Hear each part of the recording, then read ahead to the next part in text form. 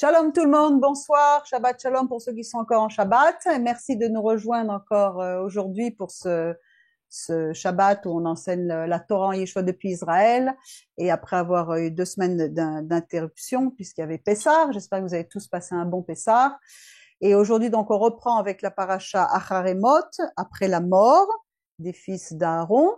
Et comme on est dans une année bissextile, eh bien, on coupe la paracha, qui normalement c'est la paracha Haremot plus Kedoshim, mais Kedoshim on le fera la semaine prochaine. Alors voilà donc, s'il vous plaît, si vous aimez les vidéos, faites un like, partagez, envoyez-nous des messages. Vraiment, nous sommes très contents de lire et nous essayons de répondre à chaque fois à tous les commentaires.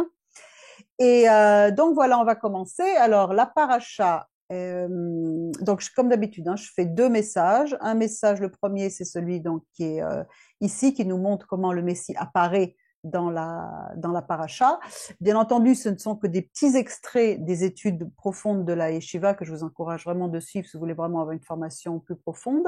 Cette première vidéo, elle est publique, et la deuxième vidéo qu'on fera tout à l'heure, on va approfondir l'histoire avec le book envoyé à Azazel. On va essayer de comprendre ce que ça veut dire. Et ça, c'est pour les étudiants qui sont un peu plus avancés déjà et qui sont membres de la yeshiva.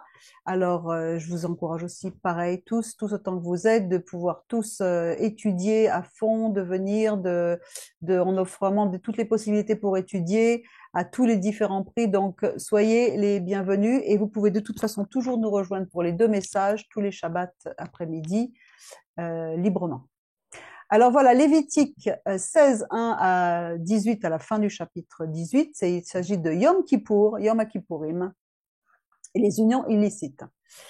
Et l'Haftara, Ézéchiel 22, il y en a aussi qui lisent Amos 9. Et donc l'Éternel parla à Moshe après la mort, à Haremot, des 2 fils d'Aaron. Lorsque ces temps approchaient de l'Éternel, ils moururent. Alors cette paracha qui est lue au moment de Pessah, puisque là, comme on est cette année, c'est un peu différent puisqu'on est dans une année bissextile, mais c'est lieu au moment de Pessah, ça regroupe les lois qui concernent Yom Kippourim, le jour du grand pardon, et celles sur les unions illicites, entre autres, plus plein d'autres choses sur l'idolâtrie et sur le culte à Moloch, etc. Alors les liens entre la mort des fils d'Aaron, le jour de Yom Kippourim, Pessah également, comme on va le voir, et les unions illicites, c'est pas par hasard. Et on va essayer de découvrir un tout petit peu dans notre commentaire, qui encore une fois n'est qu'un extrait. Bien entendu, c'est toujours qu'un extrait, mais on va essayer de comprendre un peu tout ça. Alors, il faut déjà garder à l'esprit les précédentes parachutes qui nous parlaient des rapports entre la vie et la mort, c'est-à-dire l'impureté rituelle de la mort et de la vie. On avait étudié un petit peu tout ce que c'était. Et donc, la sainteté nécessaire pour comparaître dans la présence du Kadosh Baruch Hu, de Dieu. Parce qu'ils avaient amené un feu étranger, les fils d'Aaron ont été littéralement consumés sur champ. La tradition nous explique que leur âme, elle a été consumée, sortie d'eux. Et l'Éternel alors indique et explique à Aaron les impératifs pour pouvoir entrer dans la présence de Dieu, dans le Kodesh HaKodashim, dans le Saint des Saints. Et Nadav et Avihu n'avaient pas respecté le commandement de servir des charbons. Ils devaient se servir des charbons ardents qui étaient sur l'autel des sacrifices pour faire fumer l'encens. Ils avaient apporté un feu étranger.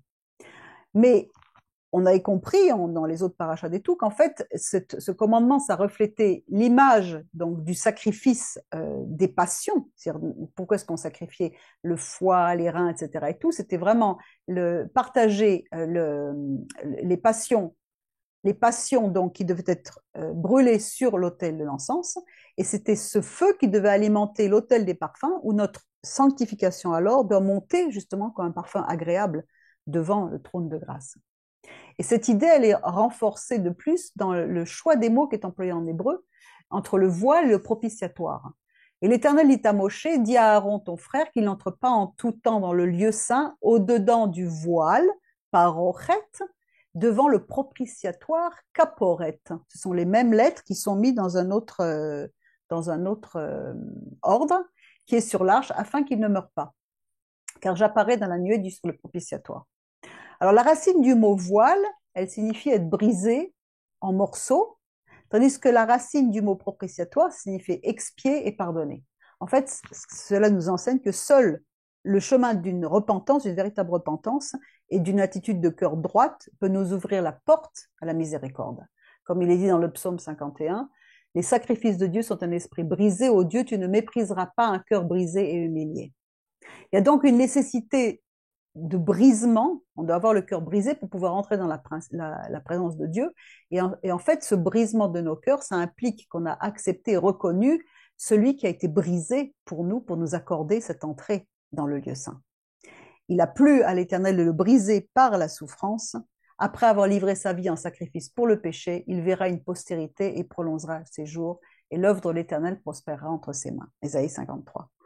Donc on commence un petit peu également à comprendre, et on voit qu'il existe également un lien entre Pessah et Kippour, Yom Kippourim.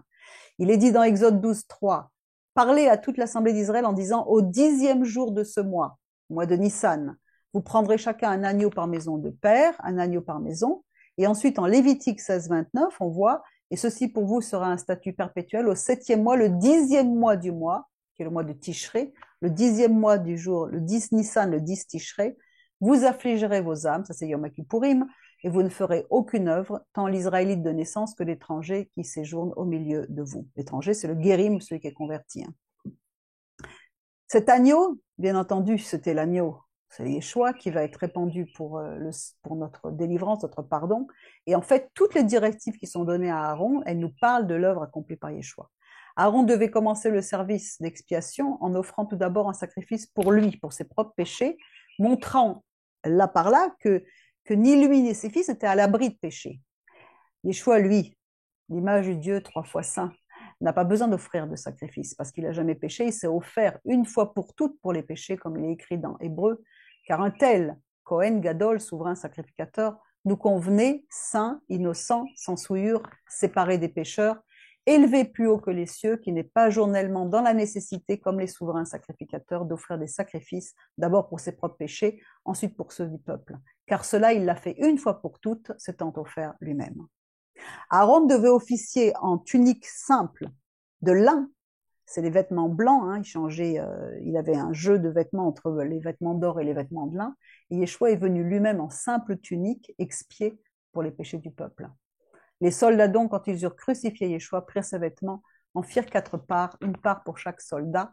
Ils prirent aussi la tunique, et la tunique était sans couture, tissée tout d'une pièce depuis le haut jusqu'en bas, comme celle du Cohen d'ailleurs, Jean 19. Et ensuite, Aaron devait immerger son corps dans l'eau. C'est encore une image du tibila, du baptême de purification, et Yeshua a montré l'exemple. Alors il le laissa faire, et Yeshua, ayant été baptisé, monta aussitôt, s'éloignant de l'eau, et voici les cieux lui furent ouverts, il vit l'Esprit de Dieu descendre comme une colombe et venant sur lui. Le sang du taureau était aspergé à l'intérieur du sanctuaire. Le sang de Yeshua a été aspergé pour notre purification, il nous a accordé l'entrée dans le lieu saint. Ayons donc, frères, une pleine liberté pour entrer dans les lieux saints par le sang de Yeshua, par le chemin nouveau et vivant qu'il nous a consacré à travers le voile, c'est-à-dire sa chair. Ayant un grand sacrificateur établi sur la maison de Dieu, approchons-nous avec un cœur vrai, en pleine assurance de foi, ayant les cœurs purifiés par aspersion d'une mauvaise conscience et le corps lavé d'eau pure, dans Hébreux 10. Le taureau et le bouc étaient transportés hors du camp, tout comme Yeshua s'est offert hors du camp. C'est pourquoi aussi Yeshua, afin qu'il sanctifiât le peuple par son propre sang, a souffert hors de la porte. Encore une fois, l'Épître aux Hébreux. Puis ensuite vient la loi du bouc émissaire. Alors, en fait, cette loi, c'est encore une loi, ce qu'on appelle une chok, c'est-à-dire une loi irrationnelle. Donc, on ne comprend pas toujours ce que ça veut dire, mais qu'on sait qu'elle nous parle tout le temps du Messie, les chukim.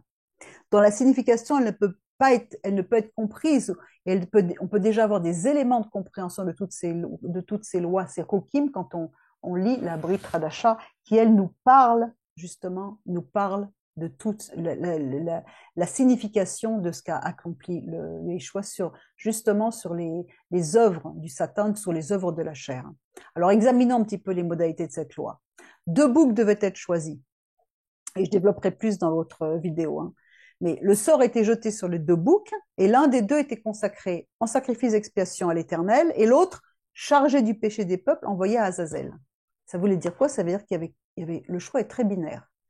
C'est ou le chemin du sanctuaire, ou celui du désert et de la mort. Il n'y a pas d'autre choix. Il n'y a pas de zone grise avec le Seigneur.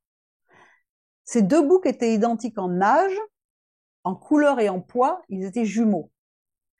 Et Aaron posera ses 2 mains sur la tête du bouc vivant et confessera sur lui toutes les iniquités, avonotables, des fils d'Israël, et toutes leurs transgressions selon tous leurs péchés. Et il les mettra sur la tête du bouc et l'enverra au désert par un homme qui se tiendra prêt pour cela. Et le bouc, Saïr, portera sur lui toutes leurs iniquités dans une terre inhabitée, Xara. Et l'homme laissera aller le bouc dans le désert. C'est Lévitique 16. Donc ces notions de jumeaux, de bouc, ça nous rappelle bien entendu l'histoire de Jacob et Ésaü, qui étaient des frères jumeaux, mais qui étaient pourtant foncièrement opposés. L'un va aller dans une direction et le second vers l'autre. L'un va être disposé pour les œuvres de l'esprit, l'appel de Dieu, la vocation messianique, et l'autre pour la convoitise de la chair. C'est pour cela que là, je vous recommande encore une fois, je l'ai mis dans l'aide de nouvelles, mais allez regarder la vidéo sur Ararémoth, Yom Kippour, Jérusalem, Babylone ou Jérusalem, qui est une vidéo publique sur YouTube, pour vraiment comprendre un petit peu tout ce qui se passe, et ce qui se passe aussi en ce moment, dans le monde où tout Israël se tourne contre, où tout le monde entier se tourne contre Israël. Il y a des racines d'antisémitisme qui surgissent de tous les côtés, et même dans le monde chrétien. Vous devez savoir pourquoi et comprendre pourquoi ça arrive. Et là, tout ça, c'est expliqué dans la vidéo sur Ararémoth, qui fait partie des études de la Yeshiva aussi, mais que je développe pas ici parce que je développe un autre aspect. Mais allez voir ça. Alors, pour reprendre le mot, le nom du bouc en hébreu, c'est Saïr. Ça fait référence à Ésaü. Pourquoi? Parce qu'on voit dans Genèse 27, et Jacob dit à Rivka, sa mère, voici Ésaü, ils savent. Mon frère est un homme velu, Saïr, exactement qu'on vient de lire dans le verset dans Lévitique. Et moi, je suis un homme sans poil. Le mot Saïr, ça signifie démon, comme dans Lévitique 17:7.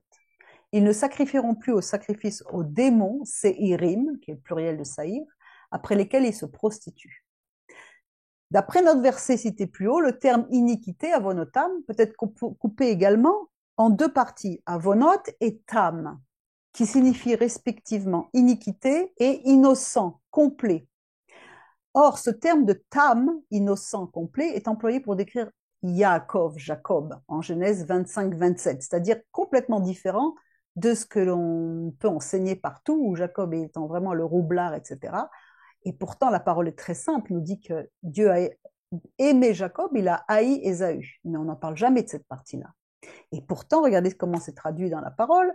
Les enfants, en français du moins, les enfants grandirent et Ésaü était un homme habile à la chasse, un homme des champs, et Jacob était un homme simple, qui habitait les temples, les tentes. Simple, on parle d'un des 3 patriarches qu'on lui donne la caractéristique de simple. Ça veut dire quoi? C'est un homme simple. C'est pas ça que ça veut dire innocent, complet, shalem, c'est-à-dire il est vraiment complet dans toutes les parties. C'est complètement différent. Et le désert où il est question d'envoyer le bouc chargé des péchés du peuple est appelé Xara. Ça signifie aride, sans habitation, coupé de tout, zone interdite et condamnée. Une zone associée au désert. D'ailleurs, vous verrez, même dans le texte, il est question plusieurs fois de désert. Ensuite, le mot Azazel, d'après Rabbi Eliezer Gadol, désigne les démons du désert, encore une fois. Et Ibn Ezra relie ce verset à celui de Lévitique 17 qu'on a lu un peu plus haut, où il est justement question des sacrifices offerts aux Séirim, aux démons. Donc en fait, toute cette loi, cette roque, elle relève du spirituel, bien entendu, et elle jette la lumière sur l'œuvre de Yeshua qui est venu pour détruire les œuvres du Satan.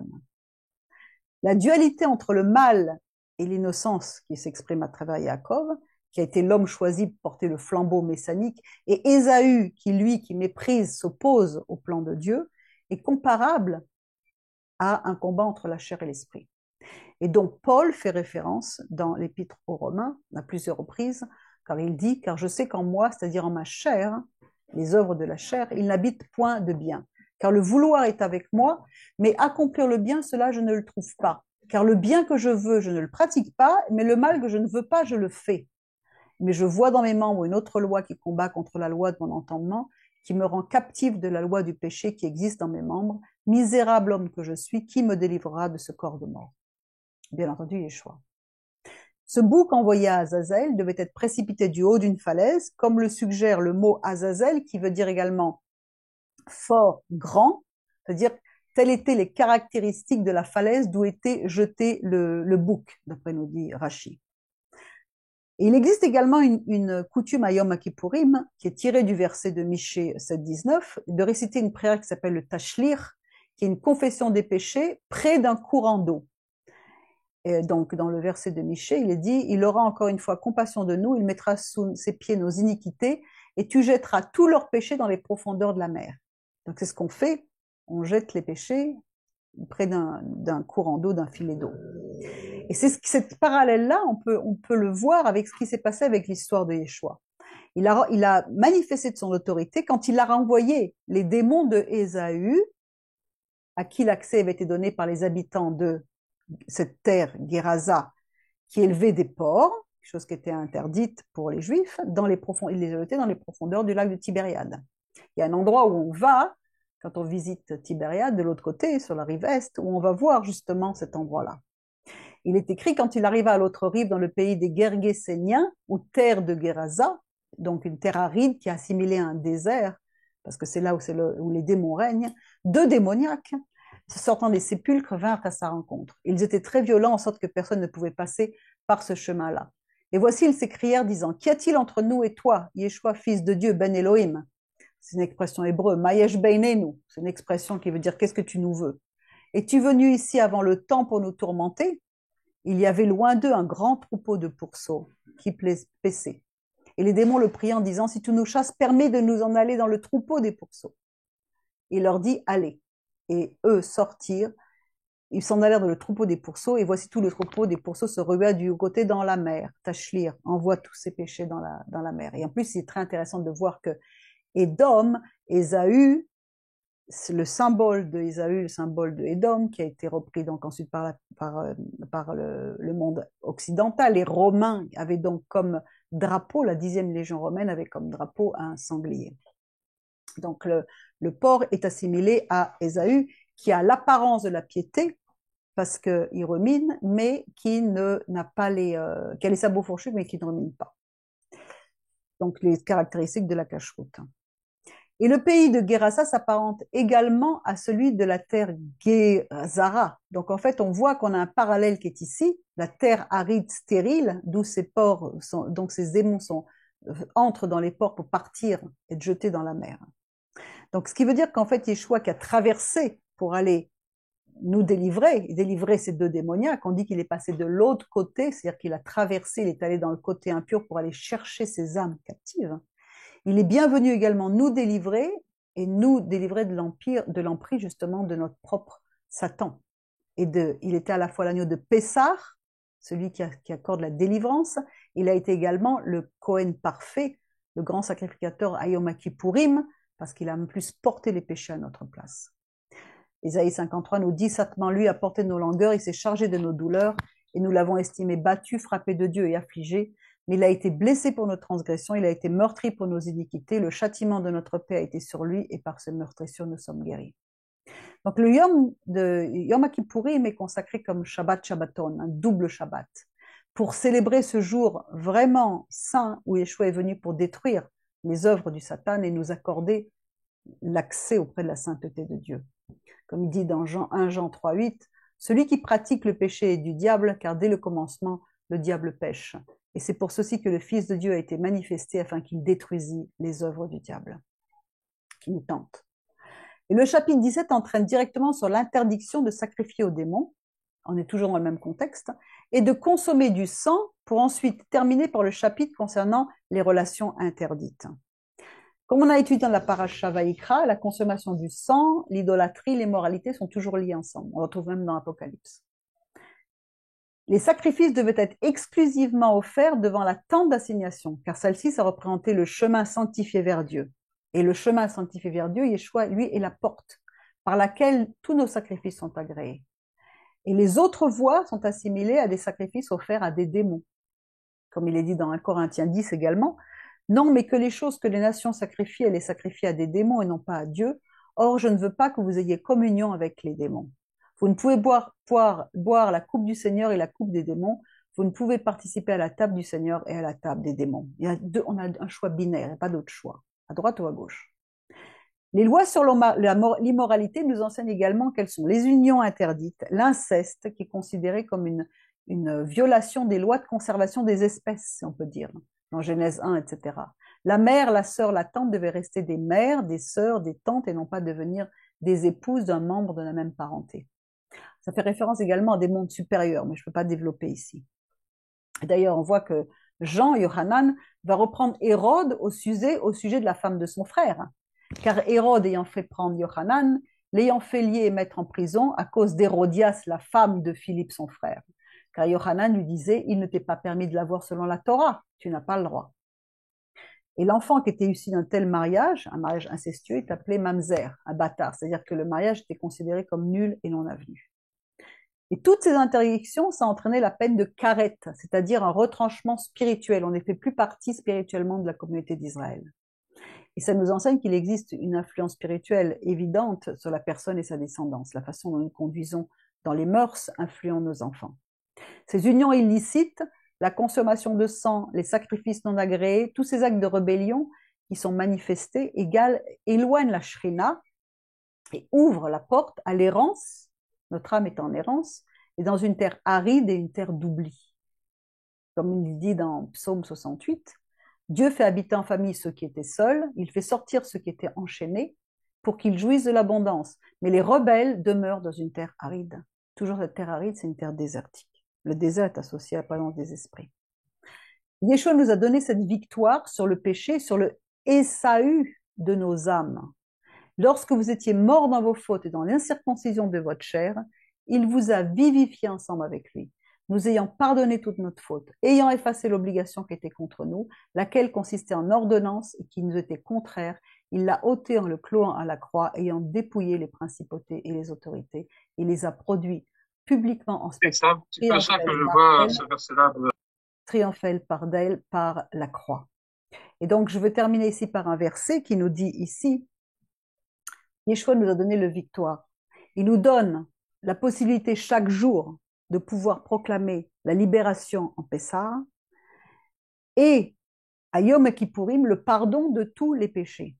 Et la parole nous donne cette promesse, c'est que si nous nous éloignons un jour de toutes ces choses-là, nous continuons à travailler notre sanctification grâce à ce qu'il a pu opérer pour nous, grâce au sacrifice du grand sacrificateur.